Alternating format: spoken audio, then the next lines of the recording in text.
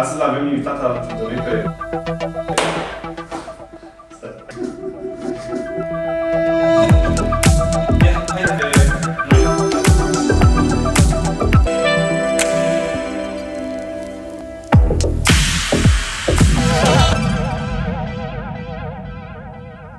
Salut, Cosmin! Salut, Ali! Bine ai venit în podcastul nostru! Bine v-am găsit! Astăzi o să vorbim despre ideea de povești, despre ce înseamnă partea de storytelling, despre ideea de creativitate. Tu ești Head of Creative la Promocrat, corect? Da, asta e funcția mea, exact. Asta e varianta fancy de sună bine, știi? Exact, asta e varianta oficială. Head of Creative and Communications, mă ocup de basically tot ce înseamnă creativ în zona asta de digital pe care o facem noi la Promocrat. Ok, bun. Da. Spune mai multe, cam ce presupune asta? Ce înseamnă partea de creativ din spate? Ce se întâmplă? Cum funcționează lucrurile? Înseamnă foarte multe lucruri, așa cum probabil te aștepți. Eu am început inițial zona de copy, adică, sincer, cum am început la o bere. Acum, ăsta și cel mai bun lucru, știi? Da. Eu lucram într-o altă zonă complet. Am terminat ASEU, am făcut facultatea de devianță socială și criminalitate. Ok, după ASE, pentru că m-am uitat peste ce ofereau cei de la ASE și mi s-a părut că e fix același lucru pe care l-ai făcut și în ciclul normal de universitate, știi? Și am zis, nu o să mă duc încă 2 ani să fac același lucruri. Atunci o să fac altceva. Și mi s-a părut că sună cel mai bine, apropo de cuvinte și de copy. Mi s-a părut că e masterul care sună cel mai bine, am intrat. Am învățat cu totul altceva, toată lumea îți dai seama se întreba ce cauți aici, de ce nu ești la ASE. Dar am învățat niște chestii drăguțe de sociologie și cred că mi-a deschis și apritul ăsta pentru a cunoaște oameni și pentru a lua niște insight-uri de la ei. După care am zis, stai așa, că eu sunt economist până la urmă, să mă angajez să fiu economist. Și am ajuns într-o companie de energie, într-un birou întunecat în care lingeam dosare. Viața de economist, știi? Da, și am zis, dar despre asta e vorba, nu mai vreau să fiu economist. Și într-o zi am plecat, am întâlnit la o bere cu un prieten și mi-a zis așa, după câteva beri, mi-a zis, tu ești creativ. Și tu unde știi tu că ești creativ eu? După ce? Crede-mă că ești creativ, hai la un interviu. Și unde, mă? La mine în agenție. Și ok. Și am ajuns la un interviu, mi-am schimbat total jobul, am intrat în agenție. Asta se întâmpla acum 8 ani, 7-8 ani. Ok. Și am luat-o nu știam nimic, adică omul a avut cât de cât așa un hint, adică aveam chestia asta de creativ un pic, nu mă dau cel mai mare creativ, dar cred că am un pic acolo, știi? Crezi că creativitatea e ceva cu care te naști sau este o chestie pe care o poți dezvolta, un skill pe care îl poți dezvolta pe parcurs? E ca întrebarea cu antreprenoriatul, știi? Are entrepreneurs born or raised? Cred că it's a bit of both. Adică cred că sunt oameni ca în orice există talent, știi? Sunt oameni care se nasc cu un quantum, cu o cantitate de talent și pe care o cresc și sunt oameni care muncesc mai mult, ca Dorinel Munteanu, știi? Dorinel Munteanu e cunoscut prin faptul că el nu avea talent, dar a alergat până când a început să joace fotbal. Cam așa e și cu creativitatea. Cred că it works both ways. Cum a fost momentul ăsta de început pentru tine, când te-ai trezit din varianta de economist în domeniul ăsta creativ în care diferă foarte mult lucrurile între una și alta? Păi am trecut de la cămașă la tricou. Asta a fost on the good side, știi? Că eram sătul. Știi că îți vine să te mai îmbraci la cămașă din când în când. La un moment dat, dacă trebuie să te îmbraci în fiecare zi, nu mai e așa de fain. Problema e cuvântul ăla trebuie, știi? Dacă trebuie. Exact. Că altfel e fain să te îmbraci, dacă trebuie, știi? Da, până și Casual Friday te strânge de gât, știi? No, it doesn't work. Am trecut, de la cămașă la tricou, am trecut de la salariu la jumătate de salariu, dar partea asta de creative work, pe mine cel puțin, m-a ajutat în sensul că n-am simțit că lucrez. Adică făceam overtime cu drag, dacă în cealaltă parte mă uitam la ceas la 1 și mă gândeam de ce nu e 5.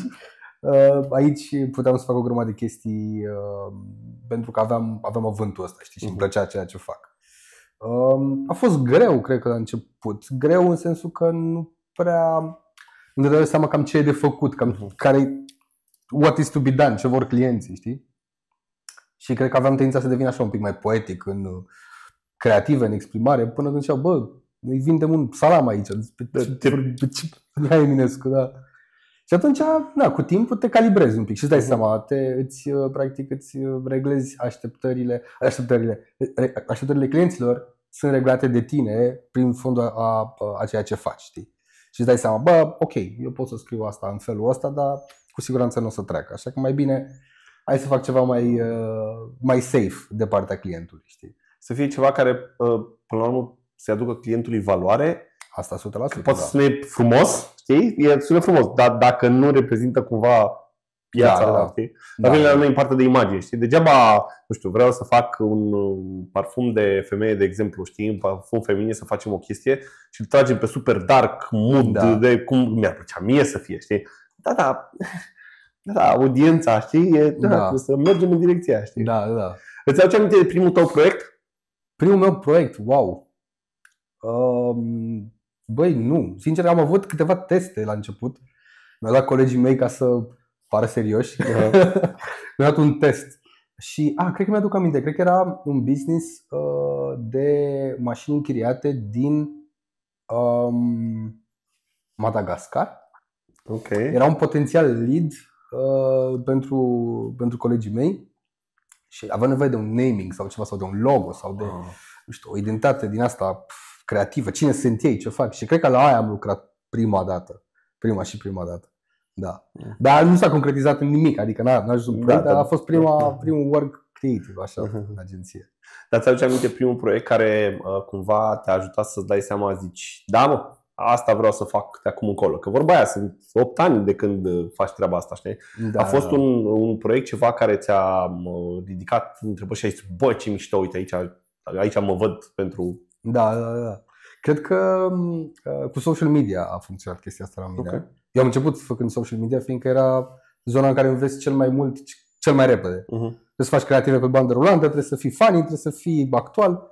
Și cred că am făcut un creativ la un moment dat pentru un brand de energy drinks care s-a dus foarte bine. A devenit, nu știu dacă chiar viral, dar s-a dus destul de bine. Era ceva amuzant, era oricum un post așa, un pano, Caterin.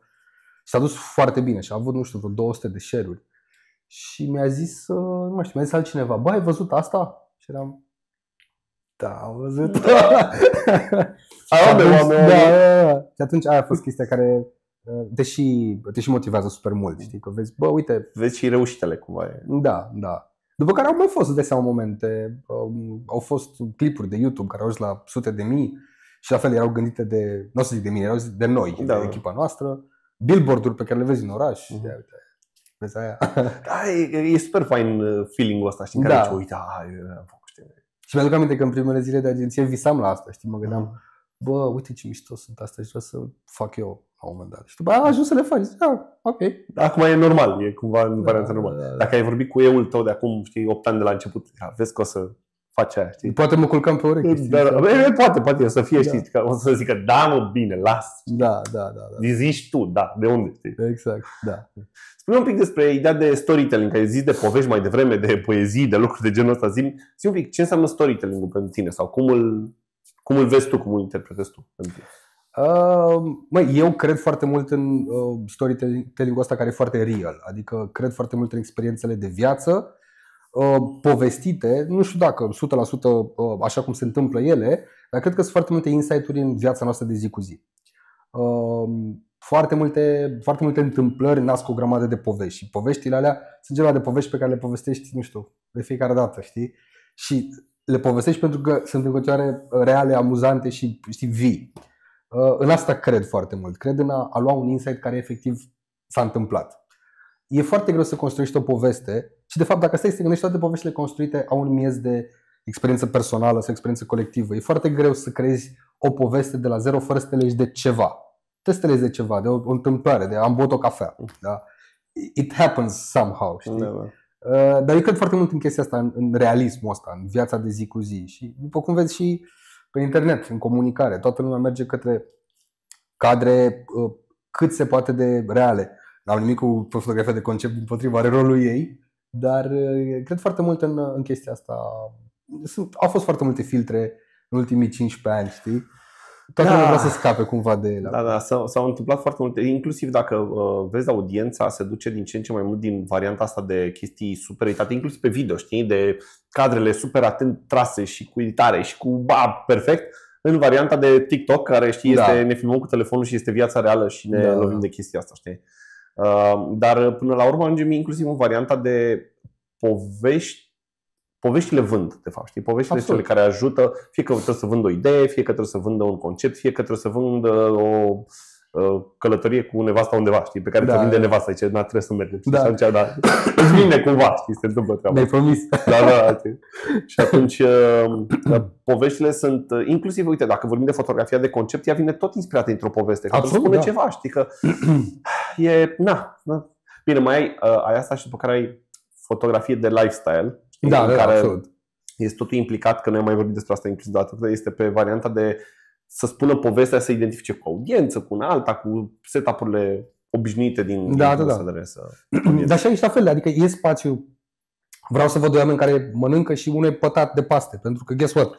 Se întâmplă, știi? Nu e totul perfect. Exact. Adică ne-am săturat de imaginele cu, știi, salatele sunt mereu amuzante. Toată lumea râde la salate. E chestia asta. Uite, dar poți să duci și la o bere și la o friptură în față, știi? Absolut, da, exact. Ai văzut Super Bowl? Ai văzut reclame de la Super Bowl? Ai văzut spotul lui Kanye West? Da. Asta zic, adică gândește-te, toată lumea la Super Bowl se gândește un an, probabil are o armată de creativi pe care îi storc ca să scoate cea mai bună idee, pe care să o pună în cel mai mișto spot, cu cea mai tare producție. Nu, ca să zici, wow! Da, în cele 15 secunde cât ai acolo trebuie să... Exact. Și vine omul nostru, Kanye, cu telefonul, în mașină, filmat noaptea și mesajul e același, știi? Și asta mi s-a părut foarte mișto, că e ceva super radical.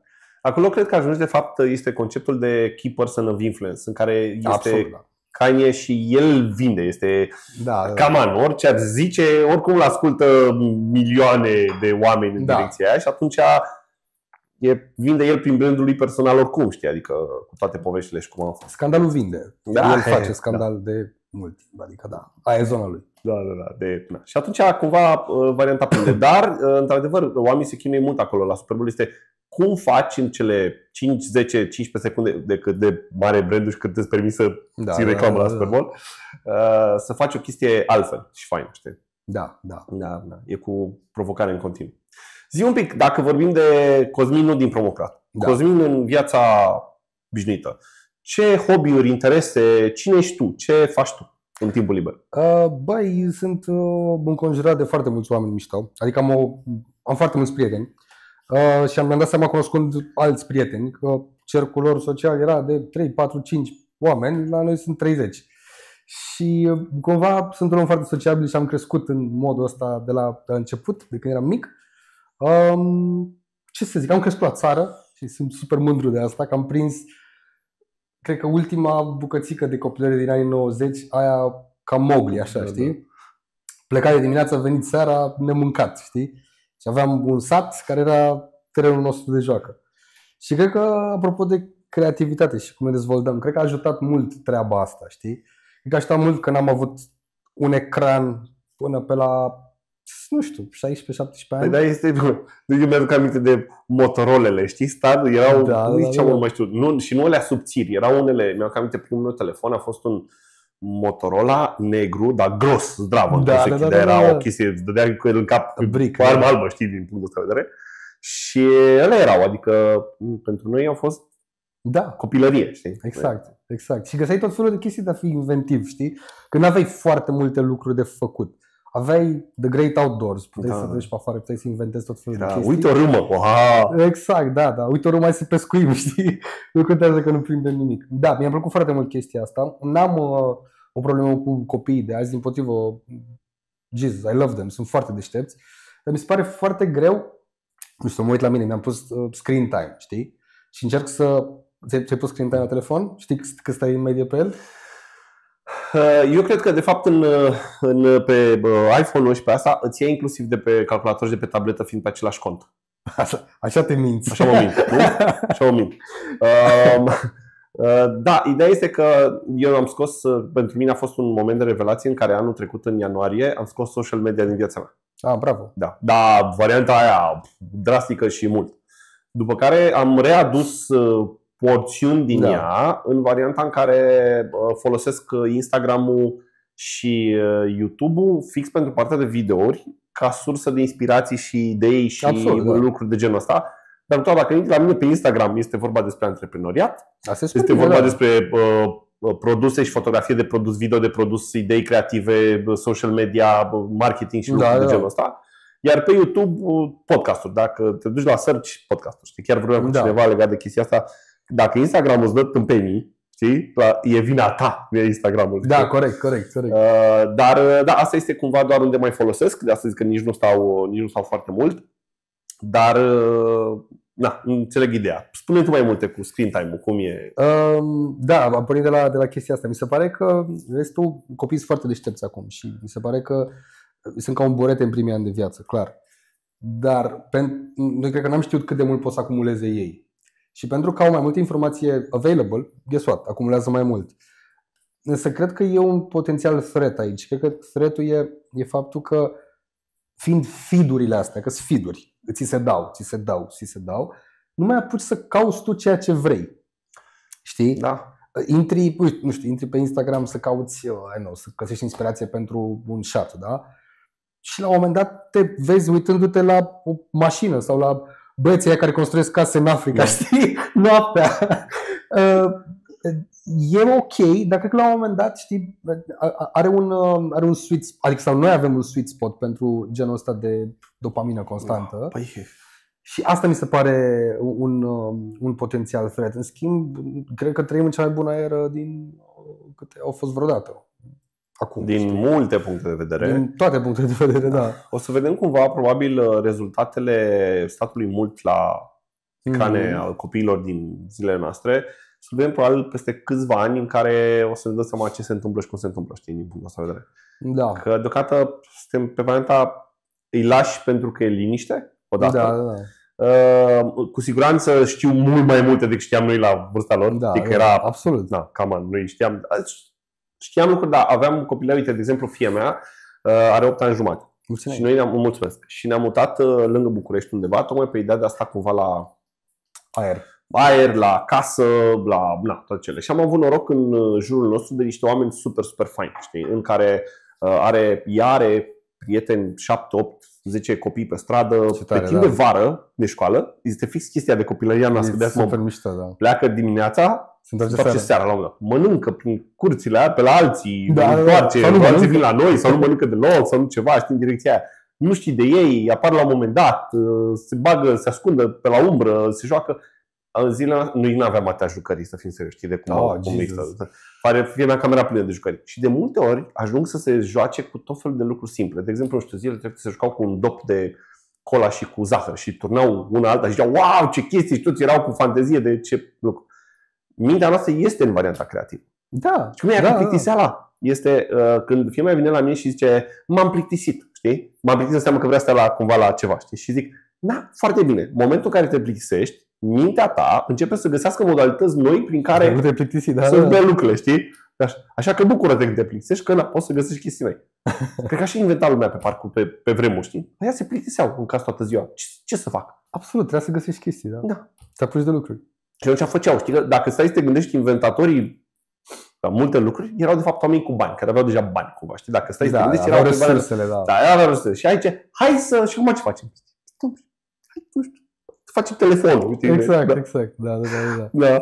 Tare asta cu plictiseala mi-a plăcut. Chiar am avut un proiect la un moment dat în agenție pe un client de FMCG pentru kids și a venit insight-ul ăsta, că ce fac copiii? Se plictisesc la un moment dat. Și am zis, hai să facem un concurs de lupta cu plictiseala. Și am lansat efectiv o provocare pentru fani să-și imagineze cum ar arăta plictiseala.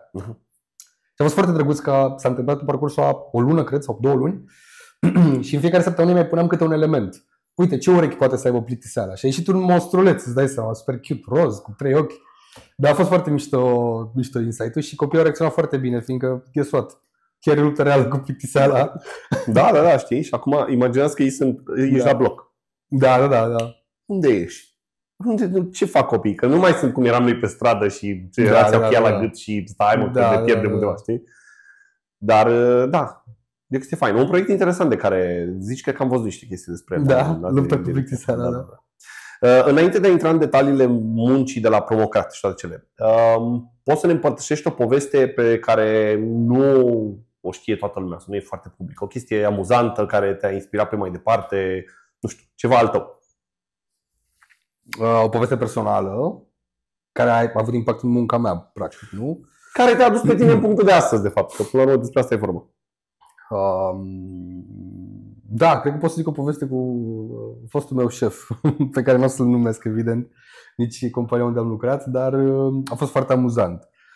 Eu cred că de mic am avut o problemă cu autoritatea, așa, adică fiind crescut destul de liber, e greu să mă îngrădească cineva, nu prea mă simt bine cu asta.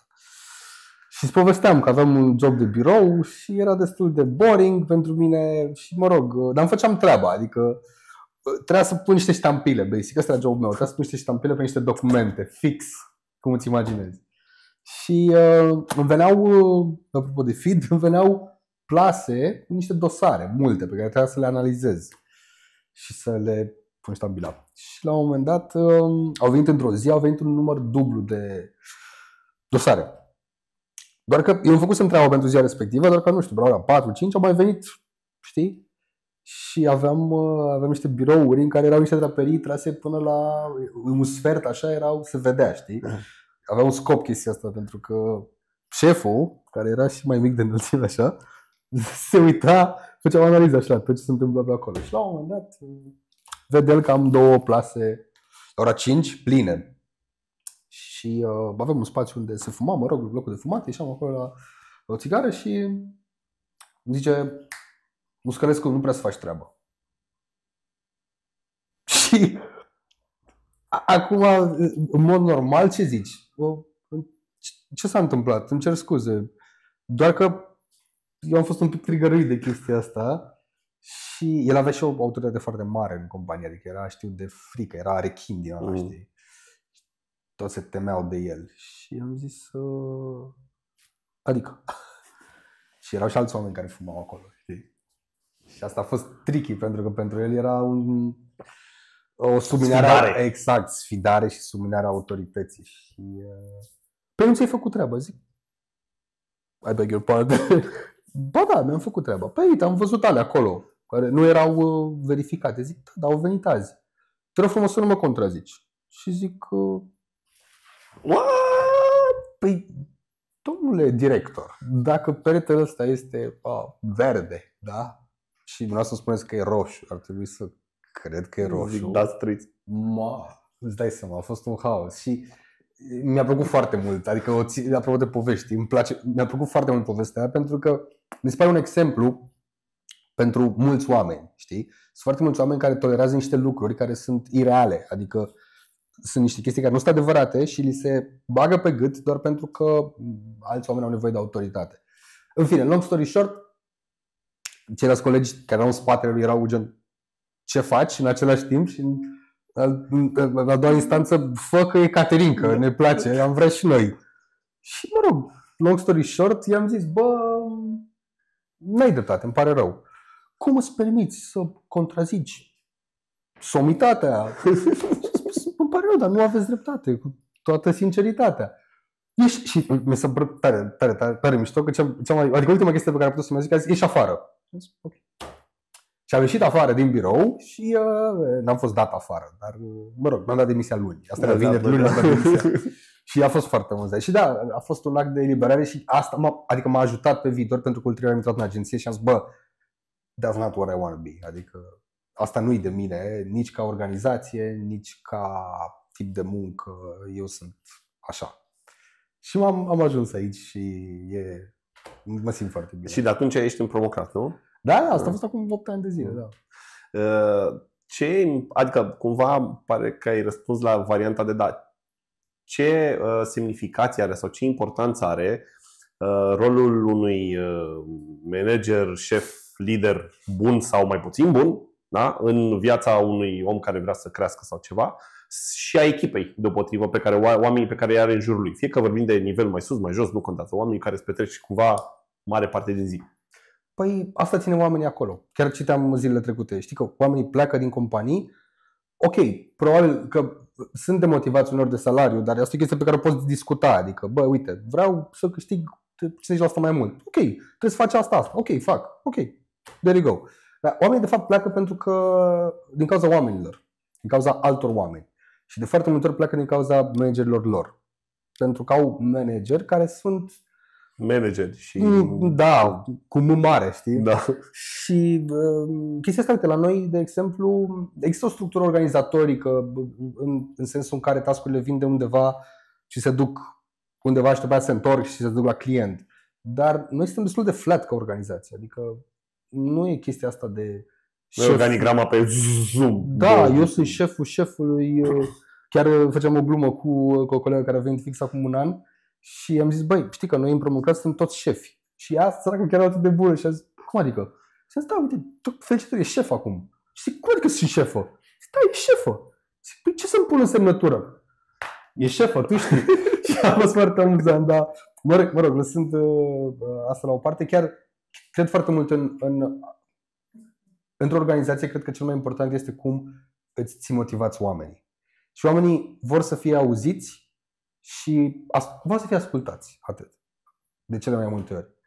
Chiar să recomand o carte, dacă ai citit-o, How to Win Friends and Influence People.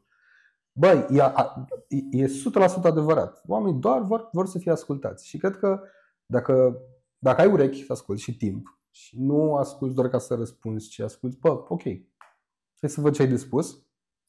Cred că 99% din problemele sunt rezolvate. Că de-aia avem 2 urechi și o gură. There you go. Știi? Deci în asta cred super mult. Cred că organizația ar trebui să aibă la bază oamenii. Nu contează că tai lemn sau faci muncă creativă, tot oameni sunt. Nu contează că ai utilaje. Tot oamenii le controlează. Deocamdată. Da. Deocamdată. Da. Dar în asta cred foarte, foarte mult. Eu la un moment dat, până prin 2019, am lucrat într-o companie de training. Și aveam tot felul de lucruri și povești și leadership și tactici și tot felul de chestii. Știi? Dar erau niște sondaje făcute la Worldwide în direcția asta, iar ideea de salariu, pentru motive pentru care pleacă oamenii din companii, salariu, deși foarte mult dacă ai fi întrebat, zicea, dom'le, pleacă pe un salariu mai mare. Da. Era pe locul 4 de-abia. Exact. Știi? Restul erau alte lucruri. Managementul, așa, lipsa de viziune, nici nu mai știu ce mai era pe vremea aia de... Da, probabil lucruri de genul ăsta, știi? Da, chestii de genul ăsta. Pe care cumva pare că nu știi încotro mergi, nu mai ai apartenență, nu se mai leagă, ai partea de management toxic, Da. Cumva scopul este să vezi că noi în varianta asta creativă avem și un avantaj mare, știi? Pentru că reușești cumva să vii cu... Chiar dacă avem și noi parte de stres și de deadline-uri și de stai că e cu presiune, dar reușești să crezi. Sunt alte moduri. Știi? Să faci niște lucruri faine în direcția asta, știi? Sunt alte moduri, da. Am luat chiar personal chestia asta cu anti-toxic noi și evident că am fost pe locuri toxici, fiindcă de multe ori nu-ți dai seama. Da. Dar când am realizat, am atacat chestia asta din prima, pentru că ne-am dat seama că adică asta distruge organizația din interior. Cel mai simplu. N-ai nevoie de lipsă de clienți, n-ai nevoie de... Poți să mergi bine cu toate, poți să ai business, poți să ai vânzări, poți să ai proiecte, poți să ai premii la Cannes, whatever. Dacă ai chestia asta, ai un parazit care te mănâncă ușor. Da. Iar oamenii, într-adevăr, de multe ori n-au curajul să spună pe principiu că dacă mă dă afară. Da. Dacă mă dă afară. Ok, uite cum ai făcut. Care e cel mai rău lucru care se poate întâmpla? Exact. Mă dă afară. E de fapt cel mai bun lucru care se poate întâmpla de multe ori, știi? Este varianta aia de niciodată nu poți să unești punctele în viitor. Da, absolut. Dar în trecut zici, păi de-aia ai ajuns să fii la agenție. Că dacă nu făceai chestia atunci, ghișe, nu se întâmplau lucrurile să ajungem de și asta, știi? Exact. Da, cam mai e treaba. Povestește un pic despre Promocat. Ce face? Cine sunteți? Ce înseamnă? Ce, nu știu, lucruri care sunt importante pentru tine? Noi Promocat am împlinit deja 10 ani. Mulți înainte? Mulțumim frumos. Eu am alăturat mai târziu, adică m-am alăturat la 5 ani de când agenția fusese deschisă deja. Și inițial, bine, și acum de fapt, am avut o misiune de care încă ne ținem. A fost o agenție pentru startup-uri. în urmă cu 10 ani, am gândit, ok, sunt agenții mari pentru companii mari, dar ce fac companiile mici, ce fac micro-întreprinderile care vor să se lanseze și n-au nici super multe bugete și caută muncă, au nevoi creative, dar nu se încadrează, nu știu, minim 1500 de euro ca să lucrez cu tine. Și atunci am zis, colegii mei, că eu nu eram atunci, am zis, uite, e un gap aici, hai să facem asta. Și am făcut asta super bine. Între timp ne-am dezvoltat, am fost la început full digital. Am ajuns să luăm și clienți mari. Adică, ok, ajutăm startup-urile în continuare, dar au venit natural clienți mai mari la noi și ne-am priceput destul de bine să ascultăm ce vorbeam mai devreme. Ne-am ascultat, ne-am pus în pielea lor de super multe ori. Chiar zicem că fie suntem un departament de marketing externalizat, fie suntem o agenție internalizată la client. Adică lucrăm foarte simbiotic așa. După care, în timp, ajungând la clienți din ce în ce mai mari, am descoperit o nouă zonă de startup-uri în zona de tech. Foarte multe companii în zona asta de tehnologie au operat la noi fiindcă le-a fost greu să traducă ei publicului larg ce fac. Și atunci noi ne-am priceput destul de bine la treaba asta. În momentul de față avem câteva departamente bine stabilite. Adică avem partea asta de creative, care vine la pachet cu proiecte de digital, nu știu, social media, campanii și așa mai departe, dar și cu proiecte de marketing mai tradițional, de BTL, all things creative. Avem un departament de performance foarte bun pentru că ai nevoie să îți împingi creativele mai departe. Facem partea de UX UI și destul de mult web în ultimul timp. Ne folosim de faptul că web a devenit destul de low code sau chiar no code și ne ajută foarte mult treaba asta. Și avem un nest foarte drăguț de growth marketing. O filozofie destul de, nu cred că mai e așa de nouă, dar ideea asta de growth e încă fresh așa pe plan local, pentru că se bazează foarte mult pe date. Dacă, nu știu, cred că e cel mai bun exemplu, dacă în trecut stăteai, 5 luni să te gândești la ce faci la anul și 3 luni te gândeai la idee și în 2 luni o făceai și o lună dura și după aia încă 2 luni făceai analiza și la Crăciun trăgeai concluziile, cred că chestia asta s-a dus, adică cred că secolul ăsta a apus. Acum e mai degrabă hai să vedem, să facem 20 de experimente săptămâna asta, nu contează că sunt idei diferite. Lasă faptul că se diluează brandul, don't worry about it. Hai să facem asta, să vedem ce funcționează. Și atunci bazat pe foarte multă experimentare, bazat pe ce chestii merg și merită replicate versus ce nu merge și în ce lecții se transformă pentru noi, devine un motor din asta foarte eficient în advertising. Îți trebuie foarte multe date, îți trebuie acces la date, de asta funcționează foarte bine pe companii de tech care au points of measurement la fiecare colț, cumva. Da, și cam asta ar fi efectiv acum. Uite, cum faci dacă nu vorbim de companie tech, da? Cum faci să culegi aceste date? Cum reușiți să faceți? Este chiar o discuție, eu te întreb interesat eu punctual în direcția asta, pentru că chiar ascultăm acum că trendul de social media și de business-uri pe social media, dacă îți vine să crezi, a fost dat de Obama. Ok. În 2008. Și este o întreagă strategie în chestia asta, pentru că era cumva Facebook-ul prindea de toate cele și era în creștere, iar Obama a venit și a zis everywhere. Știi? Trebuie să fim prezenți peste tot. Și a avut campanii făcute pe social media. După ce a câștigat, companiile au venit și au zis, hopa, stai așa, că dacă în alegerile prezidențiale din Statele Unite cel mai mari bugete, miza e cea mai mare, one winner takes all și tot așa, ar trebui să facem și noi. Și ghișe, dacă te uiți în trend, foarte mult au început și a crescut, a bubuit toată treaba. Acum înțeleg că după campania lui Trump, care a fost dedicată pe ideea de date și de cules de date și de toate cele. La Trump a fost Cambridge Analytica, nu? Da, exact. Așa. Și de acolo în care au făcut toate chestiile astea hiper-analitice și toate campaniile, totul direcționat pe, trendul următor pe anii care urmează este pe varianta de data-driven marketing și toate cele. Și este, în momentul ăsta pare cumva dificil de a culege datele, mai ales dacă vorbim de companii mici, este cum faci să culegi datele. ai acces la ce îți dă Facebook, ce îți dă TikTok, dar nu poți tu să culegi datele, știi? Și atunci sunt chiar curios, pentru că dacă ăsta este trendul care va urma în anii ce vin, este cum faceți voi sau care este soluția voastră de a capta aceste date? Încercăm foarte mult să educăm în direcția asta, adică ca să poți să culegi foarte multe date în calitate de client, trebuie să-ți updatezi cumva organizația astfel încât ea să fie data-driven. Adică rolul nostru ca agenție e cumva, hai să te convingem pe tine, domnule client, că trebuie să ai mai multe date în interiorul companiei tale ca să înțelegi foarte bine ce decizii să iei. Și atunci nu e o muncă ușoară și de asta, din păcate, nu se pretează pentru foarte multe categorii de clienți care nu au framework-ul ăsta pus deja la baza lor. Deocamdată. În câțiva ani, probabil că... Însă avem experimente pe care de multe ori ne construim noi datele. Adică încercăm ca să dovedim că it works, construim niște funnel-uri. Da? Uite, asta e filozofia. Începem de aici și terminăm aici. Și pe fiecare segment de funnel ne punem niște puncte de control. Și atunci putem să explicăm clientului într-un raport: uite, am făcut campania asta, care s-a dus la numărul ăsta de oameni. Din ei atâția s-au dus aici, din ei atâția au făcut asta, și atunci văzând că, ok, deci dacă eu fac acolo o măsurătoare și acolo o măsurătoare și acolo o măsurătoare, pot să iau o decizie. Și atunci cam așa funcționează.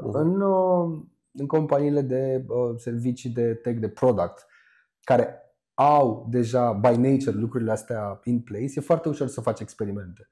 E foarte ușor să creezi 10 landing page-uri să vezi care funcționează, știi? Dar pe companii mai tradiționale, I don't know, nu știu ce găsești în magazine, produse, FMCGs, e foarte greu să faci asta, că se încă sales driven. Dar sales sunt data driven, de fapt. Da. Vezi cumva că duceți partea de educație cumva a clientului și atunci e partea de stai așa că aia durează, se întâmplă în timp și... Încercăm. Dar facem prezentări în zona asta, știi? Și de multe ori chiar am folosit anul ăsta de vreo 3 prezentări același exemplu. Hai să nu mai stăm să ne gândim 3 luni la o campanie care poate e un fail. Care poate, nu știu, voi aveți încredere în ea? Noi avem încredere în ea? Mi se pare că sună mișto, că arată bine? Dar guess what? O să fie un fail. Așa e. Ce am rezolvat cu asta? Ne-am consumat timp, resurse, toate resursele, tot timpul, basically, și avem un fail. Nu mai bine îl împărțim în bucățele mai mici și le măsurăm de fiecare dată. Agile. Și începe să fie cum ar fi? Da. Mai ales pe social media, care cumva te împinge să faci content mult. Da. Și atunci cele 20 de experimente zici ok, facem, oricum ne ajută acolo, vedem care dintre ele merg și după care vedem cum le punem și unde se duc și ce se întâmplă și ce nu. Chiar sunt o grămadă de exemple de genul ăsta de social media. Văzusem o chestie chiar săptămâna trecută. Era a monkey, e un cont de Instagram cu o maimuță și contul era creat în ideea în care era făcut de un student. Și era, vreau să-i demonstrez profesorului meu că un cont cu o maimuță care zice același lucru în fiecare zi devine mai viral decât orice rețetă de viralitate. Și guess what? Avea, nu știu, câteva sute de mii de followeri, știi, în probabil o lună. Adică, vezi, chestia asta de acțiune comună, de a meaning, facem toți ceva pentru un scop. Mai știi aia cu oul? Era un ou, așa, că a fost acum vreo 5 ani. Cred că era Kim Kardashian sau Khloe Kardashian, avea cele mai multe likes per post pe Instagram. Așa, și gata, mi-aduc aminte ceva, gata. Și a venit cineva și a spus, scopul nostru este să detronăm pe whatever Kardashian, da? Like this egg. Și avea milioane și nu știu, cred că au și depășit la un moment dat. Aia e scopul, știi? Ai pus scopul și gata, lumea poate să adere la el, știi? Să zică, exact. Și observi lucrul ăsta, mai ales pe social, că e cel mai la îndemână. Lansezi ceva și vezi foarte repede rezultatele. Da. Observi cum stai și muncești la niște creative, le ilustrezi, le bibilești și îți obțin atâtea likes sau, atâtea page likes, că pe asta mergi de fapt, vrei să-ți crești comunitatea și îți dai seama că dacă faci o memă super dull, are de 3 ori mai multe reacții și, rezultate în general. Și prezinți asta către client. Și când îți spune, da, dar noi nu vrem o pagină cu meme-uri. Da, dar dacă te uiți în jur, toată lumea comunică așa acum. Și despre asta e vorba. Hai să încercăm să vedem ce funcționează și ulterior decidem cum completăm asta pe brandul nostru. Și că era la un moment dat un tip, nu mă știu cum îl cheamă, era ceva, cred că la Ikea, dacă mi-aduc aminte, era manager de marketing la Ikea, care a fost, cred că, la ambasada SUA, o chestie asta, Da. și avea niște postări super funny și ieșite din comun și cumva te aștepți de la niște organizații de genul ăsta să fie foarte sobre și ăsta, și el venea cu niște... Era ambasada Suediei în România. Și ambasada Suediei, așa. Da. Și și avea niște postări de le citeai cu drag. Da. Varianta de ăștia. Vezi contrastul între o entitate super sobră și super la locul ei, noi nu glumim, suntem o ambasadă, și un model de comunicare total ieșit din comun. Știi, și neașteptat. E awesome. Îți atrage atenția cumva, știi? Vrei să... Asta căutăm toți, ne-am plictisit de predictibilitate. Da, exact. Da. Zi un pic, având în vedere că mergeți către abordarea asta de mai multe experimente, hai să facem mai multe chestii să vedem exact care dintre ele merg. Cum faci să integrezi ideea de storytelling în partea asta de creativitate și de campanii pentru clienți și de lucruri de genul ăsta, astfel încât să fie viabil pentru ei? Adică atât eu cât și echipa mea aveam mereu același șablon în minte, știi? Ce e un feature al unui produs sau al unui serviciu și ce e un beneficiu al produsului respectiv. Pentru că unul dintre colegii mei are mereu exemplul ăsta super și practic el a propovăduit ideea de growth în agenție. Tu când vrei să spui un tablou pe perete, tu nu ai nevoie de o bormașină, da? Dar de fapt, basically, tu ai nevoie de o gaură în perete. Ăla e. De aia ai nevoie ca să poți să găsi tablou. Ăla e your basic need. Și trebuie să sapi după asta ca să afli care e de fapt pain-ul, care e nevoia, chiar dacă e nevoie, chiar dacă e un pain, ce are de fapt nevoie omul ăla. Are nevoie de un Lamborghini să meargă de la București la Constanța într-o oră? E vorba de viteză sau despre ce e vorba în Lamborghini-ul ăla? Și ne ducem în exercițiile noastre de brainstorming și tot ce facem ca să come up with ideas, ne gândim mereu la chestia asta. Ce-l doare pe el? Ce-l doare pe el? Și atunci storytelling-ul trebuie să meargă fix. Trebuie să fie rezultatul la treaba asta. Trebuie să-i ofere răspunsul la dorința lui sau la pain-ul lui. Cam așa le gândim pe toate. Cred că acolo e, de fapt, fundamentul oricărei idei creative bune. Să răspunzi la o problemă, durere, ceva care îl jenează pe client. Da, dar să răspunzi la prima lui problemă. Aia e important, aia care e, da. Cred că Toyota avea o filozofie de genul ăsta și că sunt super inovatori, sunt cunoscuți pentru chestia asta. Aveau, sper să nu vorbesc prostii, dar era în genul ăsta, aveau vreo 7 DC-uri. Okay. Hai să facem Prius, da? Hai să-i punem bateriile, I don't know, în spate. Și se întrebau de ce. Păi pentru că echilibrează mai bine greutatea. Ok, dar de ce avem nevoie de chestia asta? Avem nevoie cu adevărat de echilibrarea greutății? Și, probabil că da, se oprea aici. Dar de foarte multe ori DC-urile astea îi duceau la niște soluții groundbreaking. Acolo, da. Cred că trebuie să fii deschis la ideea de creștere, să nu fie doar pe varianta de doar așa face. Că așa se face. E o poveste tare faină în poveste banc inspirată din... Și este, la un moment dat, vine bărbatul acasă și nevasta îi făcuse o halcă de carne, știi? Și asta la halca de carne și zice, avea capetele tăiate. O zic, nevasta, dar de ce are bucata de carne capetele tăiate, știi? Asta zice, că nu știu, că așa făcea mama. Ok, merge la soacră, o întreabă, ia zi, mamă, soacră, de ce are halca de carne capetele tăiate? Și nu știu, așa făcea mama, așa fac și eu, se zice la bunica, știi? Ia zi, bunica, de ce are carnea asta tăiată? Bunica zice, așa făcea și mama, străbunica trăiește. Se duce la străbunica. Ia zi, mamaie, de ce se întâmplă? De ce are carnea margine tăiată? Prima că aveam cuptorul prea mic și nu intra în cuptor, știi? Înțelegi? Asta e cazul fericit în care lumea știe de ce avea capetele tăiate. Știe cineva de mult, care la un moment dat se pierde, știi? Și nu mai știe nimeni. Adică motivul ei era, pur și simplu, era la gazul prea mic în partea altă oamenii fac lucruri că așa se făcea înainte, știi? Da, dar sunt multe exemple de genul ăsta în care dacă mergi pe fir, nimeni nu știe răspuns. Da, s-a pierdut undeva, este... Da, nu știm de ce facem asta, dar știm că trebuie să facem. Da. Bă, Da. e un semnal de alarmă, adică hai să ne mai gândim un pic. Da. Că da, e pe varianta, bă, da, de ce, știi? Adică de cum? Zi un pic, cum ajungeți voi și care este cumva sistemul de, să spunem, de vânzare, de vânzarea ideii pe mai departe. Dacă aveți, de exemplu, nu știu, vreți să abordați un client nou, te apuci doar să iei legătura cu el, vii cu propuneri creative către el și ce uite ce gen din neant de undeva le gândești tu studiind brandul și asta și mergi către el și zici uite ce am putea noi facem pentru tine cu șanse de a nimeri sau nu? Sau cum faceți voi? Cum e procesul din spate de a ajunge la clienți? Bine, noi cel mai bine a funcționat word of mouth. Adică am făcut treabă bună pentru oameni și după aia oamenii s-au răspuns mai mulți oameni și atunci noi n-am făcut multă vreme, nici acum nu pot să zic că facem sales. Adică tot ce am reușit să facem a fost pentru că am fost recomandați mai departe.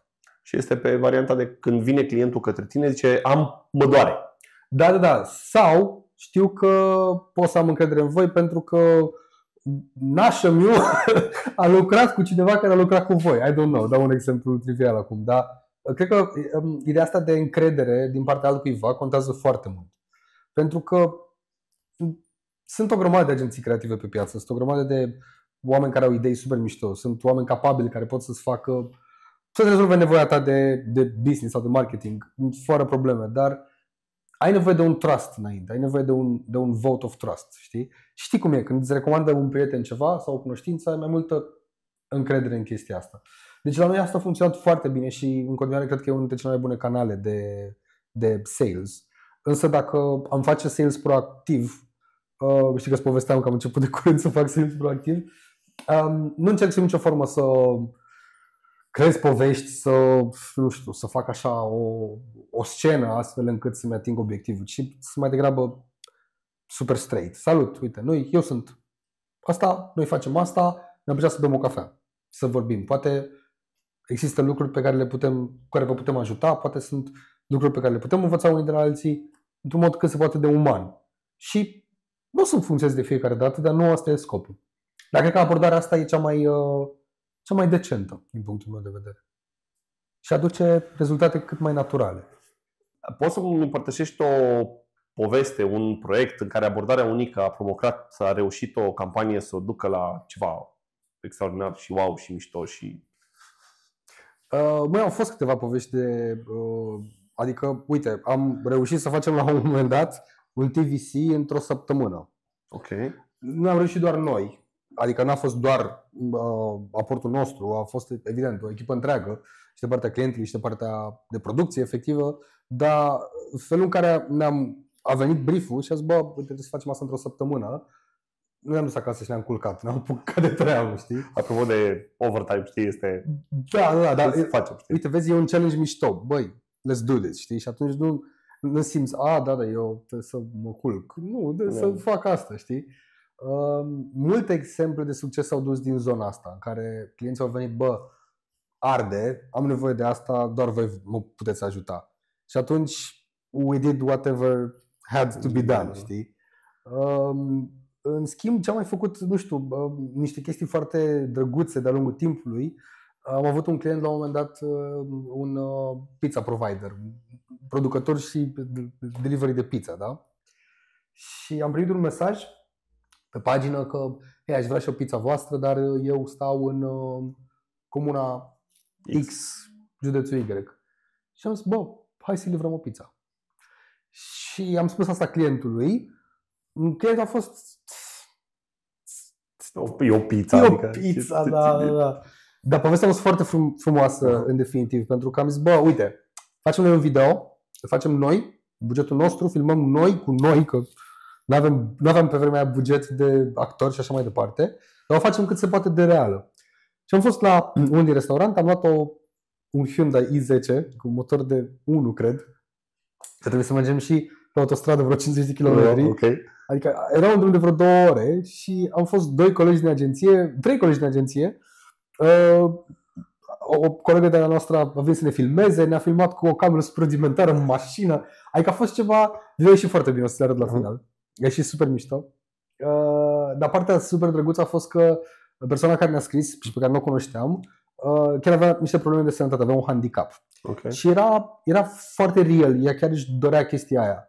Și a rămas, efectiv ne-a venit să creadă când am văzut oameni îmbrăcați în branding-ul restaurantului, că și eu zic, serios, s-a întâmplat chestia asta? Și era da. Și a fost foarte drăguț și after movie a fost a ieșit super drăguț cu totul, știi? Este marketing genuin cumva, știi? Dar nu atât de gândit cumva în direcția de stai așa, că echipă de producție cu lumini, cu microfoane, cu dalea, cu actori duble. Da, exact. Și a mers, știi? Și a atras un val foarte natural de apreciere din partea publicului. Adică, lăsând la o parte partea creativă și Caterinca din spate, că am dat-o cumva într-un western în filmul, știi? Avea o misiune. Toți au apreciat. Bă, ce tare că ați făcut chestia asta. Cum a fost clientul din punctul ăsta de vedere? Ce a zis de... Bă, sincer, clientul a fost ok. Nu i-a păsat așa de mult. De seama, nu i-a crescut vânzările de 3 ori ca să zic că... Da, nu pot să-i... Știu. Știu, dar vezi, e discuție complicată, pentru că sunt de aceeași părere cu tine. Nu e despre asta de multe ori. Sau sunt niște bucățele care nu se văd, care îți aduc vânzările alea și asta e una dintre ele. Poate ți le aduc peste 3 luni, 6 luni, un an, dar cineva te-a văzut la un moment dat. Știi? Da, sau vine un lider de opinie, spune, bă, v-ați văzut ce fac ăștia de 2 ani? Ce fac? Păi uite ce fac. Păi hai să cumpărăm de la ei. Da. Și uite, probabil că dacă ar fi fost ideea aia azi, în filozofia de advertising și de marketing de azi, în care oamenii nu prea mai ratează oportunități și cu un buget corespunzător, cred că ar fi fost un hit, știi?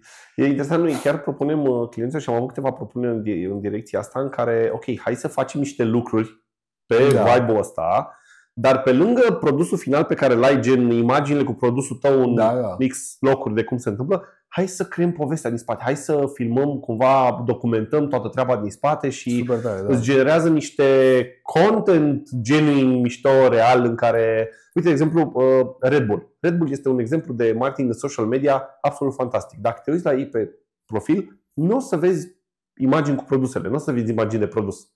Vezi doar ideea de lifestyle, de ceea ce ei propun, de aventurile din spate, de toate cele. Dar acolo trebuie cumva, compania trebuie să se înhame la o treabă, știi? Să fie un commitment, știi, din spate. Zic, gata, mă, facem asta, susținem ideea, știi? Băi, Red Bull e un fenomen, e foarte greu să ajungi acolo, adică, nu știu, mă uit la Formula 1 și mie încă nu vine să cred că un brand de energy drinks are o echipă în Formula 1 care mai și câștigă. Adică se întâmplă niște chestii fascinante acolo, dar da, uite, vezi, au lăsat produsul deoparte. Nu au zis, uite, noi suntem ăștia. El pe al nostru e cel mai bun, știi? Nu. Au făcut lucruri astfel încât n-ai cum să uiți că ei sunt aia. Știi? Și asta e o filozofie drăguță la care ar trebui să ne gândim cu toții, fie că suntem clienți, fie că suntem agenții, știi? Da, nici nu știu că ajungem în varianta aia, ou sau găina, știi? Este ce faci prima dată. Cum îți promovezi serviciile sau produsele sau ceea ce faci tu prima dată și care e cea mai bună variantă? Cred că trebuie să știi cine ești prima oară. Cred că trebuie să știi cine ești. Dacă știi cine ești și dai înainte cu cine ești, oricât de outrageous ai fi, sau ești true to yourself și n-ai cum să dai greș. Știi? Da, e povestea frumoasă în care ar fi bine să facem așa, dar cred că în afară, de exemplu, dacă vorbim de state sau ceva, în afară, UK și lucruri de genul ăsta, lumea cred că este mult mai ușor genuin. La noi pare un pic mai greu, nu știu, de exemplu, eu am o provocare oarecum să mă pun pe social media, nemai fi nici prezent cumva în direcția asta, să fiu mult prezent. E greu să mă pun eu în față, știi? Să zic, stai mă duc eu să mă pun să fiu, știi? Cum ajungi să fii genuin în care ai o imagine, ai brand într-un fel, vrei să duci spre varianta super funny și chill și relaxată și în direcția aia, dar cum o faci? Știi? De unde începi? De unde te apuci? Uite, nici nu mă pun pe social media, nici nu mă filmez, hei, salut, nu știu ce, pentru că încă nu mi-am găsit eu personal rostul în a face chestia asta, adică nu am un why. deocamdată. Știi 7 de ce ori de ce ai mai devreme? Da, adică nu am why-ul ăla deocamdată. Rămâi la primul și la al doilea, deci nu mai. Da. Însă, băi, cred că e o frică pe care o avem cu toții, care de fapt în mintea noastră e ca un zeppelin, dar de fapt ea e un balon de ăla desumflat, știi? It's nothing. Pentru că, to be honest, nobody cares. Ok, te-ai filmat și te-ai bâlbâit sau ai spus un plural greșit. Who cares, man? Who cares? Adică, ok, o să uite toată lumea peste o zi, două. It doesn't really matter, știi? Și acolo, uite, ziceai că vreau să fiu funny, vreau să fiu Caterin Coz. De ce neapărat? De ce să nu fii serios? Dacă tu ca om ești serios și ești un om, nu ești sobru, da? Nu te caracterizează râsul de la un pahar de, știi, de whisky. Și ești în continuare, e foarte bun whisky, ăsta și mai vrea unul. Știi? Da, este puternic și amărât. Exact. Fii așa. Fii așa și oamenii care rezonează cu chestia asta vor veni natural către tine. Știi pe Rick Rubin? Este un producător, e un producător huge de om produce muzică. Așa. Nu știe să producă muzică, adică nu te gândi că știe să lucreze cu un mixer, dar are foarte mult flair la direcția creativă pe care o imprimă artiștilor. Și a lucrat cu oameni ca Johnny Cash, Jay-Z, Red Hot Chili Peppers, adică Amy Winehouse, mulți și din zone super diferite. Și chiar aseară văzusem un reel cu el și îl întreba un tip: bă, dar de ce ești tu așa de bun la muzică? Și a zis: știi, ai vreo abilitate din asta execuțională? Știi să cânti la ceva? Și a zis: nu știu să cânt la nimic, nu știu să fac nimic muzical, n-am voce, dar am foarte multă încredere în gustul meu și foarte multă încredere în abilitatea mea de a spune lumii că chestia asta e ceea ce trebuie. Da. Și omul e foarte șmecher și a scris o carte despre creativitate, se numește The Creative Act, cred că chiar anul trecut a scris-o.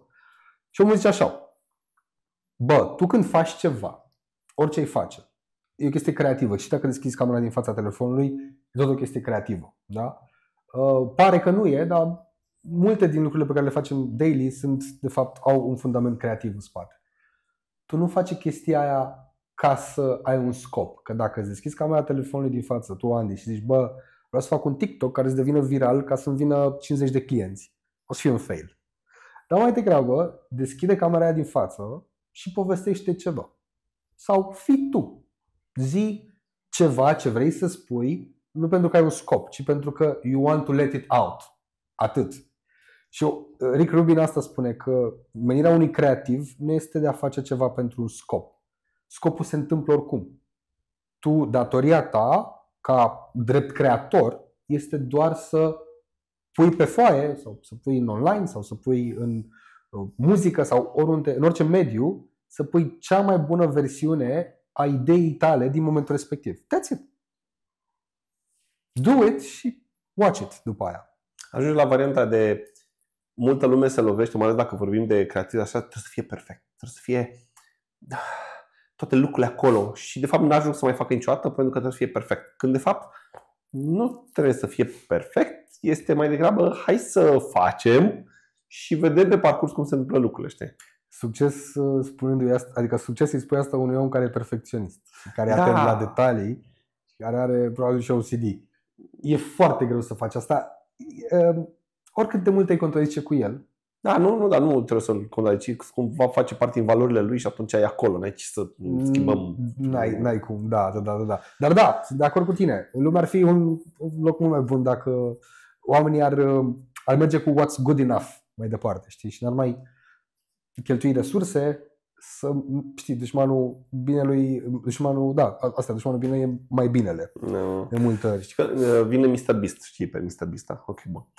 Mr. Beast are mai multe interviuri de-a lungul timpului și zice foarte mulți oameni au așteptarea cumva că o să facă un video, filmează, mamă, și brusc o să devină viral și o să se întâmple nebuniș.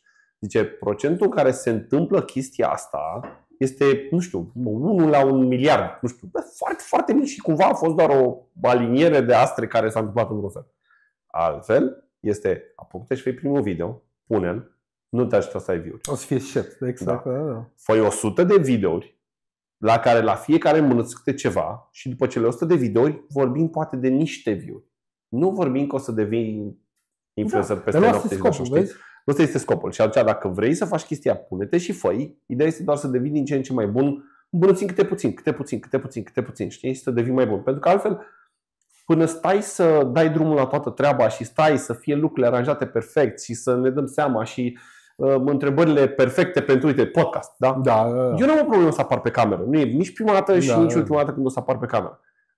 Doar că este pe varianta. Pun telefonul și mă filmez. Acolo este provocarea să fac chestia asta, pentru că nu-i văd cumva utilitatea.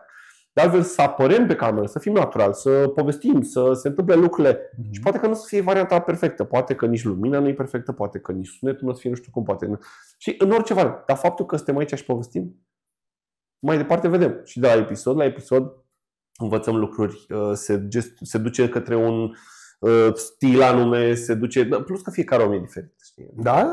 Știi? Ce vorbesc cu tine acum, vorbim niște lucruri care sunt de interes pentru noi. Cu Ruxandra, de exemplu, data trecută am vorbit despre ideea de personalități, despre family, despre scopuri, despre burnout, diverse lucruri, știi, care poate să se întâmple în direcția asta. Dar ajungi să pui, știi, creativitatea. Știi cum povesteai la început că sunt oameni care se nasc oarecum creativi, dar este la fel ca atunci, uite, ai un om care are un talent foarte bun, o voce foarte bună, știi? Și se culcă pe ureche și rămâne acolo, la o variantă mediocră, să zicem. În schimb, ai pe cineva care nu are o voce foarte bună, ok, să nu fie nici total nasol și de asta, dar prin foarte multă muncă ajunge să învețe și poate să aibă un succes incredibil mai mare decât persoana, pentru că vine munca, știi? Și are focul la interior. Da, știi? Are nevoie să facă treaba aia. Și creativitatea este tot acolo. Eu nu m-am considerat niciodată un om creativ. Și pe mine, dacă m-ai întrebat acum, nu știu, 10 ani, 15 ani, ideea de creativ, aș spus, nu știu, nu cred, știi? Nu m-aș fi văzut nici astăzi aici. Nu aș fi fost în varianta de, mamă, creăm, facem lucruri. Da.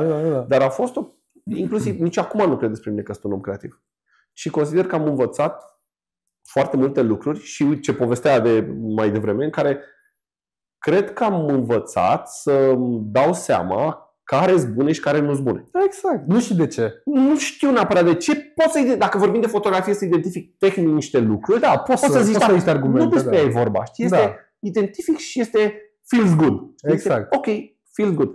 Nu neapărat este 100% accurate de fiecare dată, dar e o direcție foarte bună pe care o ai. Știi? Da, asta înseamnă experiența. Absolut. Probabil că da. Faci lucrurile de așa de multe ori încât nu știi. Știi că e off ceva, nici măcar nu mai contează ce, dar știi că e off. Și atunci, poți să zici asta. Îți dai seama, uite, de exemplu, dacă mâine iei un om în echipa ta, știi, pe care să-l crești, să-l înveți tot ceea ce știi tu, în momentul în care o să te apuci să explici lucruri, o să-ți dai seama câte chestii știi. Că pentru tine sunt normale. Au ajuns normal, ești pe pilot automat la multe dintre lucruri pe care le faci, știi? Și ele funcționează pentru că funcționează. Fac parte din tine, ai evoluat, știi, ai ieșit de multe ori din zona de confort. Și când îți ieși din zona de confort și faci destul de multe lucruri, de ori niște lucruri, ele ajung în zona ta de confort. Absolut. Și atunci când te-a pus să explici cuiva, eu am trăit de mai multe ori această experiență și te-a pus să-i spui cuiva, să-i explici, să-l înveți, este, wow, câte lucruri știu, știi? Da, probabil de multe ori noi nu realizăm chestia asta, știi?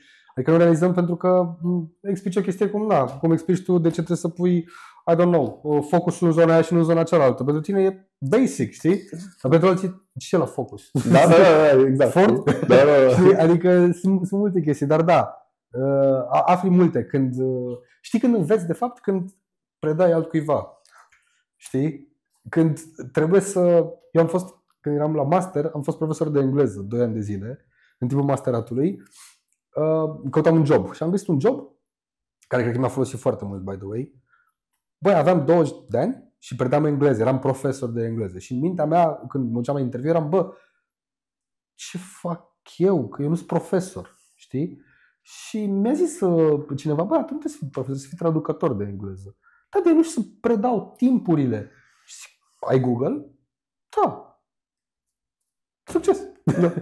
Și am învățat eu 90% din gramatica pe care o știu acum, efectiv, pentru că trebuia luni să o predau, știi? Și e foarte mișto chestia asta. Și acum fac asta în continuare, ajut pe fiica unui prieten bun, o ajut la engleză.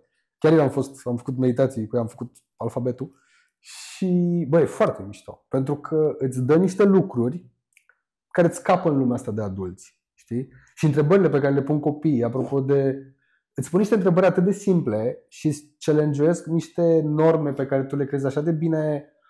De ce e semnul stop roșu? Bine, nu știm de ce e roșu, știi? Dar, nu știu, desenam, uite, și ăsta e un stop și e roșu. De ce nu-l facem verde? Bine, e un argument pentru de ce nu e verde, știi? Da, nu te gândești la el. Da, e ca atare. E ca atare și de multe ori chestia asta se schimbă, știi? Deci da, cred foarte mult în chestia asta. Dacă vrei să înveți ceva, apucă-te să explici altcuiva. Da, și atunci o să... Da. Așa, fie îți dai seama că nu știi și Exact. ok, oare cum e? Hai să ne vezi pe noi cum suntem la teme cu firme, clasa 1, da? Așa. Și fie cu testul, știi? Și adunați pe lângă ea și zicem, ok, ce a vrut autorul să spună? Știi? Și poți să o interpretezi în fel și chipul în alta. Știi, copiii sunt mult mai simpli, ei văd lucrurile mai simplu și noi o complicăm, dar dacă ar fi așa, dacă s-ar întâmpla așa, dar cum. Știi, pentru că avem tendința de a complica lucrurile, știi? Știi exemplu cu autobuzul? Desenul cu autobuzul? Nu. E foarte mișto, de poate poți să încerci să-l faci fiecare tare, e genial. Deci un autobuz, dacă poți să imaginezi, are două roți, da? Are un dreptunghi, da? Și 3 pătrate în dreptunghi care sunt ferestrele. Și întrebarea este, atât ai, da? E destul de simetric și întrebarea e în ce direcție merge autobuzul. Stânga sau în dreapta? Și tu probabil o să te gândești vreo 6 săptămâni. Și întrebarea asta a fost pusă la foarte mulți adulți, creând exact ce a creat și la tine. Ok. Și la foarte mulți copii. Copiii au răspuns în proporție de, nu știu, probabil 90% corect. Guess what? În funcție de ce... O să-ți dau spoiler acum. În funcție de țara în care trăiești, da? Ai șoferul pe o parte și ușa pe cealaltă parte. Și atunci copiii au zis ceva super natural. Bă, autobuzul merge, cum l-ai vedea tu, în partea stângă, pentru că nu vedem nicio ușă. Deci e pe partea cealaltă. Da, are logică. Știi, dar în mintea ta de adult Da, nu mai vezi... Te gândești la foarte multe chestii. Da, începi să măsori ferestrele. Știi, încerci să vezi unde e suspensia mai lăsată și mai... Lucruri care n-au niciun sens, de fapt. Da.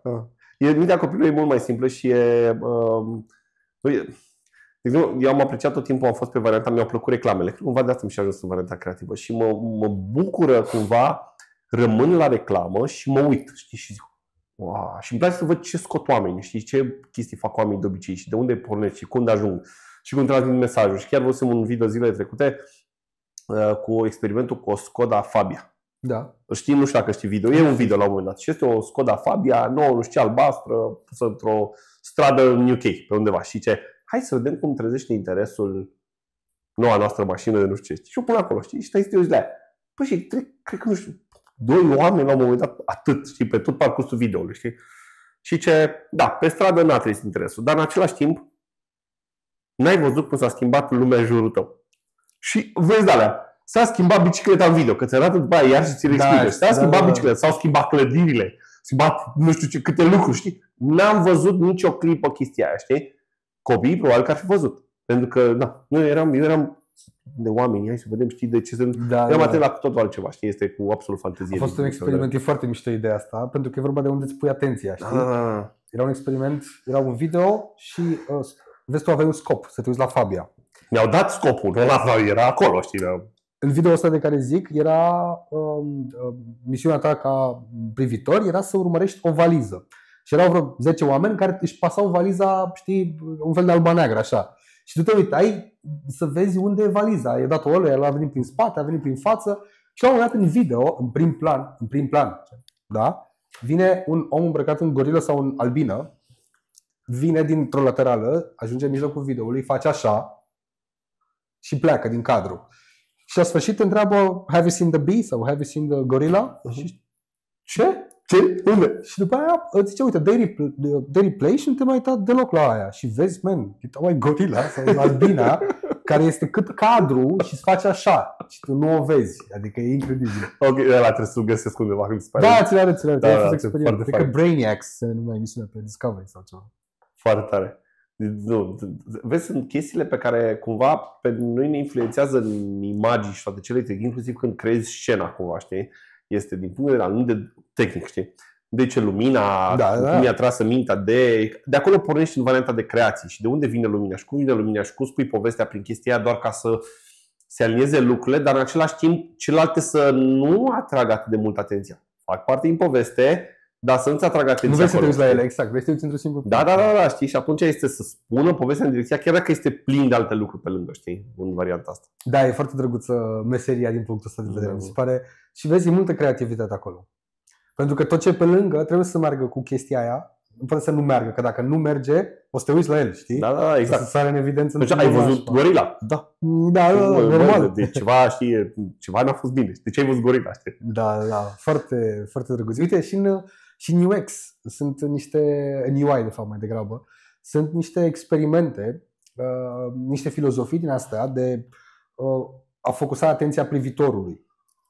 Dacă tu ai un text important pe o pagină, da? Și textul nu e foarte mare, adică nu poți să-l pui cu font de 30 sau 300, dar n-are niciun sens. Dar îl pui aici, dar în dreapta n-ai nimic. Și atunci îți vine să pui o imagine, știi? Și vă semn la cineva, imaginea pe care o pui e o formă atât de neregulată și atât de ciudat de privit, încât o să te facă doar să privești textul. Aha, ok.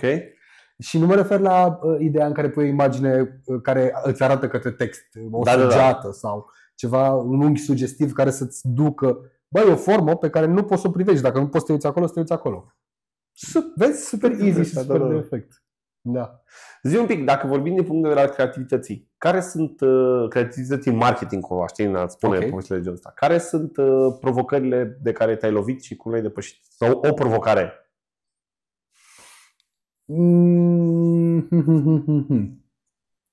Pot să zic o chestie inedită pe care am trăit-o cumva. Eram și la început și aveam foarte mult timp liber.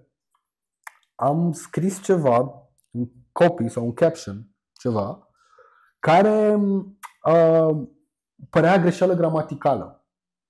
Nu mai știu exact contextul, dar era o construcție gramaticală destul de complexă.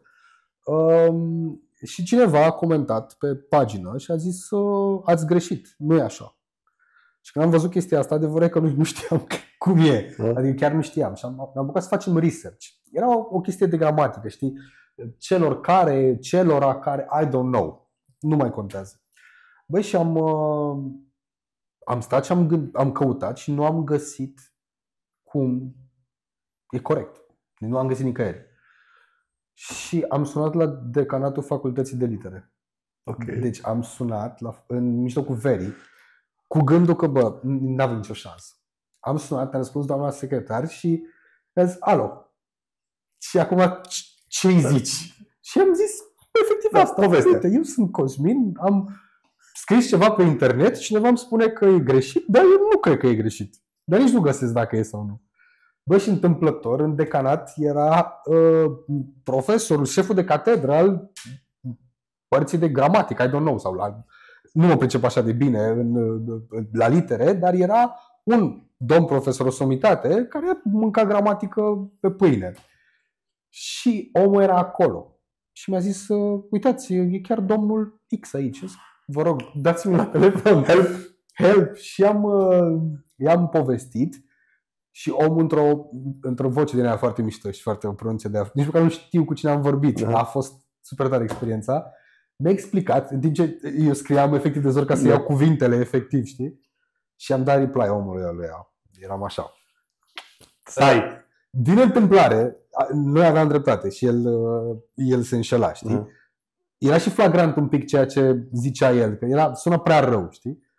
Și am luat transcript și am zis: uite, conform ultimului apel pe care l-am avut cu decanul Facultății de Litere al Universității din București, băi, și-a strâns comentul ăla mai multe like-uri decât să se postare. Am văzut o chestie super trivială așa din social media, dar nu știu dacă a fost, uite, vezi, nu cred că e genul de poveste care îți zice cum am depășit un moment ăsta creativ, dar e o abordare. De fapt. Da, e o abordare gen bă, hai, ce de făcut când nu știi ce să faci, când nu ai resurse? Mai cauți resurse. Da, caută pe mai departe. Da, și we did that. It worked. Dacă ne gândim din punct de vedere creativ, noi suntem în domeniul ăsta, știi, de Da. creativitate și toate cele, mai ales dacă vorbim de varianta de hai să facem multe până ne dăm seama care merg. Ce părere ai despre burnout-ul creativ? Nu vorbesc despre varianta în care nu mai trebuie să mai muncești, pur și simplu ești, Da, unde știu. mai scoate? Cum e, te-ai lovit de treaba asta? Cum? Da, am ieșit din asta Cum? cu pauză. Okay. Când ești burnout creativ ai nevoie de pauză, pentru că creativii au nevoie să se odihnească. La fel ca oricine altcineva. De foarte multe ori oamenii cu care lucrăm, fie că sunt colegi, fie că sunt clienți, băi, nu înțeleg chestia asta. Consideră că ești la foc automat și trebuie să deliver. Și la un moment dat, când se strâng foarte multe, după, cred că cum bine știi, când se strâng foarte multe, efectiv, nu mai faci nimic pentru că nu știi de ce să te apuci. Și lăsând la o parte că nu ai idei creative pentru chestia, nici măcar nu te apuci de ele. Pentru că e mult prea mult. Și atunci, cred că fiecare creativ ar trebui să aibă în fișa postului momente de relaxare sau activități care să nu implice neapărat muncă. Du-te, frate, la un concert, du-te la o expoziție, în timpul programului. Roagă-ți angajatorul să-ți cumpere bilete la fucking festival. Du-te la festival, distrează-te. Google au făcut asta, știi? Și au luat echipa de, nu știu dacă echipa de creație, dar și-au luat o echipă importantă din companie și au trimis-o la Burning Man. Și au trimis-o la Burning Man obligat de agenție, de companie. Și distrează. Du-te și distrează-te. Și guess what? Au venit oamenii cu niște idei mult peste ceea ce puteau să livreze dacă se duceau un weekend acasă. Da. Știi? Prin natura jobului nostru avem nevoie de chestia asta. Avem nevoie de time off. Știi? Avem nevoie să blow some steam. Pentru că nu poți să compui idei pe bandă rulată. Ca să compui idei trebuie să legi minim două lucruri. Trebuie să legi minim două concepte. Care de multe ori sunt din zone neașteptate. Ăla s-a gândit la ceva din zona asta și s-a legat cu chestia asta și ce mișto e. Bă, ca să faci asta, deși pare easy, e un proces. Și procesul ăla te consumă. Fie că vorbim de fotografie, fie că vorbim de scris, fie că vorbim de you name it. Ai nevoie de timp să procesezi ce ți se întâmplă de multe ori. Și o să vezi că dacă îți aloci timpul ăsta, toate ideile tale îți vin din trivialul cotidian. N-ai nevoie de nimic altceva. Inspirat de poveștile mici, exact, din elementele, dar pe care să fii deschis să le vezi. Da, pentru că altfel nu le vezi. Da. Treci pe lângă ele și nu le vezi. Dar e posibil ca, nu știu, să lucrezi la o campanie și să cauți și sloganul ăla, catchphrase-ul ăla pe care nu e. Și dacă asculți când ești la magazin, îți zice doamna dinaintea ta, știi? Și ăla e. Și știi că ăla e. Știi? A fost intuiția și zice, exact. Da. E dincolo de intuiție. E pur și simplu să te lași să asculți. Dacă să gândește-te puțin, când ești stresat, nu mai înțelegi nimic din ce e în jurul tău. Și atunci, cum să fii deschis la informație nouă, cum să accepti chestii noi când tu ți-ai mintea într-un singur loc. Știi? Te uiți la Fabia aia și doar atât. Dar jur, ei se întâmplă o grămadă de alte lucruri. Același lucru, odată pe partea creativă, dar și în partea de antreprenoriat. Cumva, la mine m-a ales în bine și amândouă mult în direcția asta. Este pe varianta, la un moment dat ajungi, nu te lași, că nu suntem acolo și facem.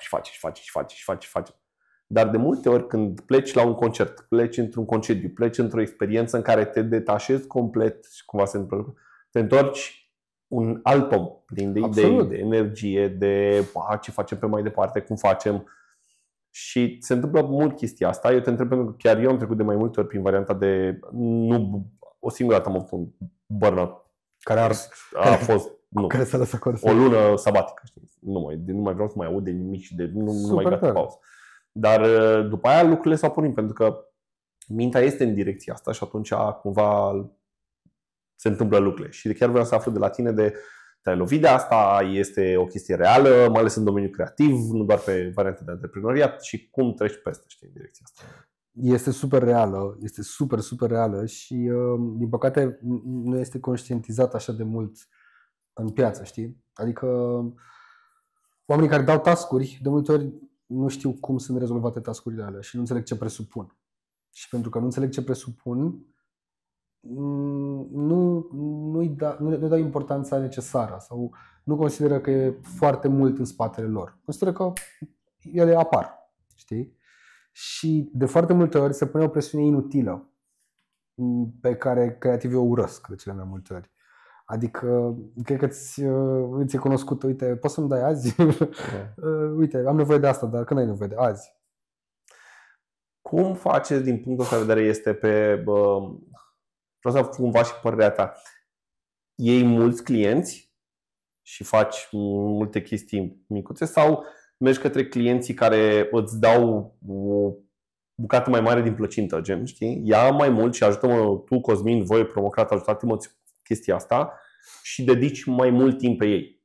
Că fiind partea creativă, nu merge la așa. Poate că ai și merge, dar tot timpul merge. Cum faci cu gestionarea resurselor și a timpului în direcția asta? Noi facem un pic din ambele, adică avem și clienții ăștia care au mult, dar e bine că știi că au mult și știi că e constant și știi că s-a întâmplat luna asta, se întâmplă și luna viitoare.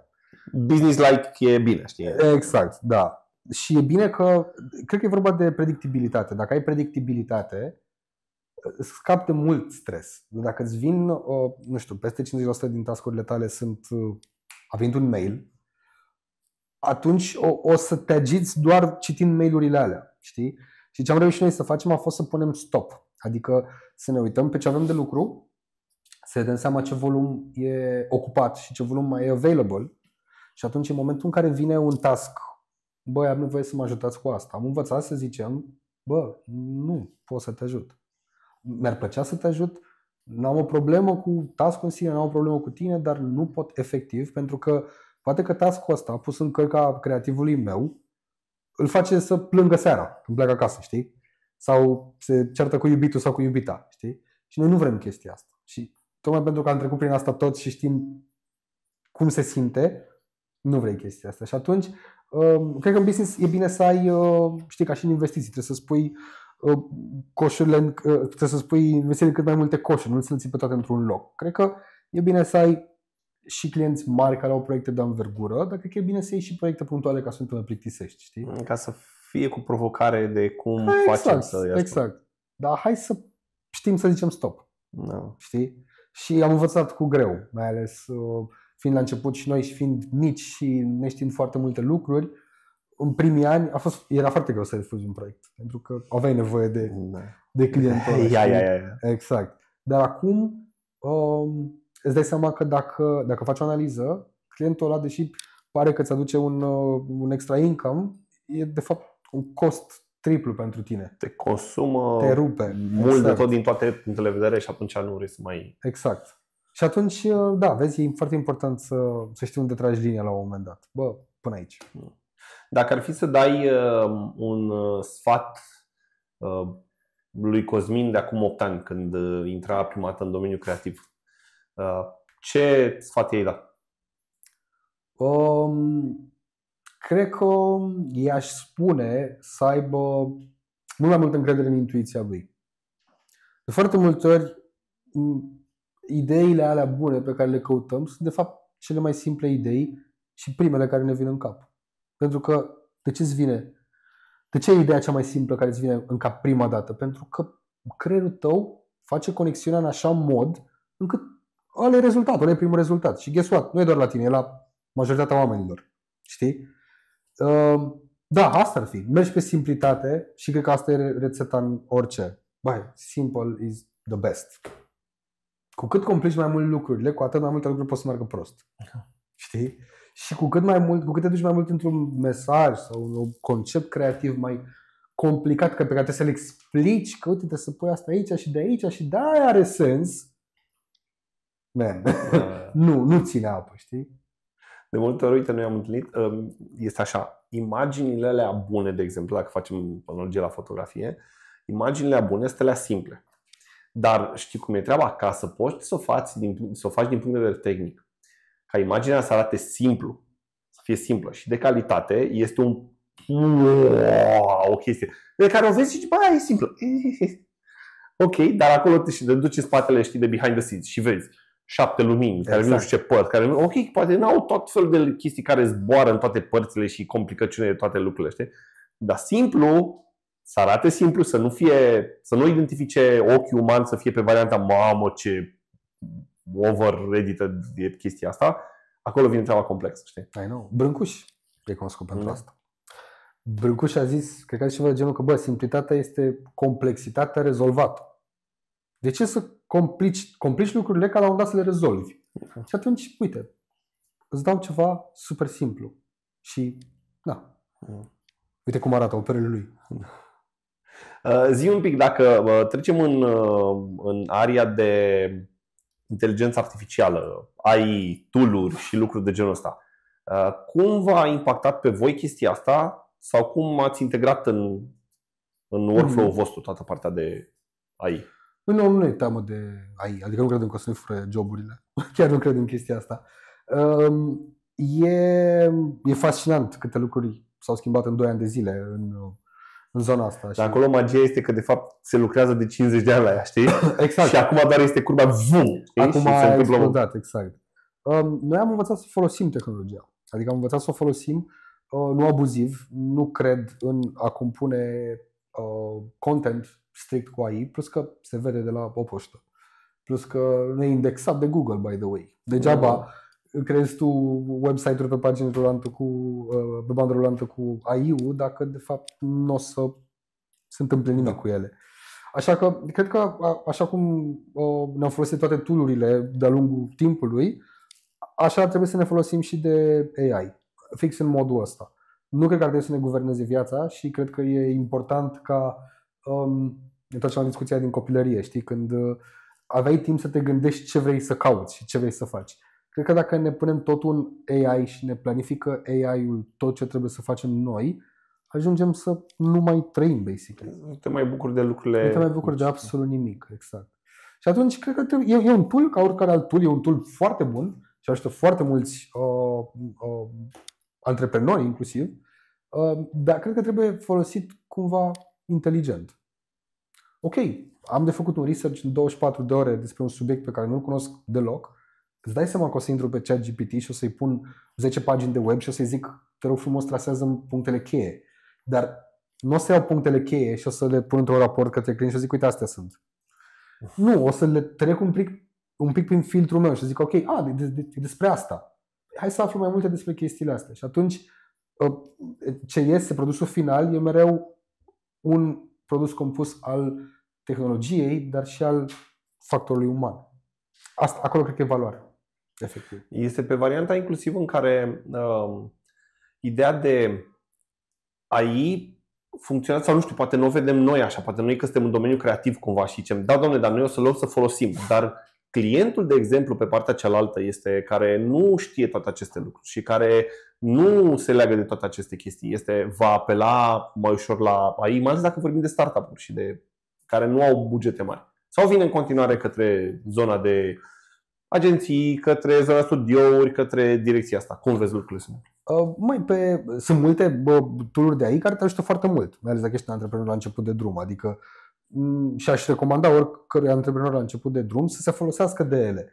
Însă ai nevoie de ele până într-un anumit punct. După asta, când vezi că toți ceilalți din jurul tău folosesc aceleași lucruri, o să vrei să te distanțezi de ele. O să vrei să te diferențiezi cumva. Și atunci ajungi să apelezi la oameni care fac asta și fără tool-ul ăla. Și cred că despre asta e. Adică go for it, use it, joacă-te cu el, extrage tot ce ai nevoie, dar o să simți când ai nevoie de altceva. Și de asta cred că industria creativă will live forever. Adică nu văd. Da. Și în situația în care roboții pot compune concepte creative de la zero, o să fie nevoia de concepte creative care nu sunt compuse de roboți. Da, știi? Da. Și o să fie în continuare nevoia de nu, vrem cu human touch. Exact. Da. Și atunci, vezi, e o chestie care e o spirală care mereu self-reinforcing. Mereu o să existe un domeniu în care poți să spui creativitatea în valoare, fără să ai nevoie de un robot. Dacă ar fi ca după experiența ta de până acum și de tot ce ai făcut, dacă ar fi să lași o singură lecție de viață care să meargă pe mai departe și cum este, sfârșitul lumii, nu mai e. Rămâne doar o singură lecție care să rămână după tine. Care ar fi aia? Ce ai vrea să fie? Eu cred că e un citat, sincer, care îți rezolvă multe probleme. Despre probleme. Și cred că eu l-am găsit pe internet. Nu știu dacă e chiar real, dar e atribuit lui Jack Sparrow. Okay. Din Pirații din Caraibe, da? Și zice așa, Jack Sparrow. The problem is not the problem. The problem is your attitude about the problem. Mie chestia asta, sincer, a rămas cu mine, că de asta dau citate din Jack Sparrow, a rămas cu mine așa de mult timp și de fiecare dată când mi-apare ceva și îți vine să zici îți dai seama că rezolvarea ei nu e în asta. E în, ok, hai să vedem hai să respirăm un pic, hai să vedem ce e de făcut, hai să vedem care e average-ul celor mai bune posibilități în situația asta. Și mie personal mi-a rezolvat foarte multe probleme, efectiv genul ăsta de atitudine legată de probleme. Hai să nu ne speriem, nu e un capăt de lume, let's chill. Și hai să ne înțelegem mai bine reciproc. Că când te ceri cu cineva sau când ai un argument cu cineva, știi? Tu ești în fight mode. Tu vrei să îi arăți lui că ai dreptate. Și el vrea la fel să-ți arate că are dreptate. Dar, de fapt, e o chestie în care nu există nicio finalitate. E un waste of resources. Și atunci, de foarte multe ori, îți dai seama că, eu am problema asta pentru că omul ăsta a avut altă viziune sau vede altfel. Nu știu, am un feedback. Am lucrat 2 nopți la ceva și vine clientul și spune, e un rahat. Primul tău, primul instinct este vin acolo, te găsesc, I'll find you, I'll kill you. I know where you live. Exact. Dar, de fapt, asta e varianta foarte superficială a lucrurilor.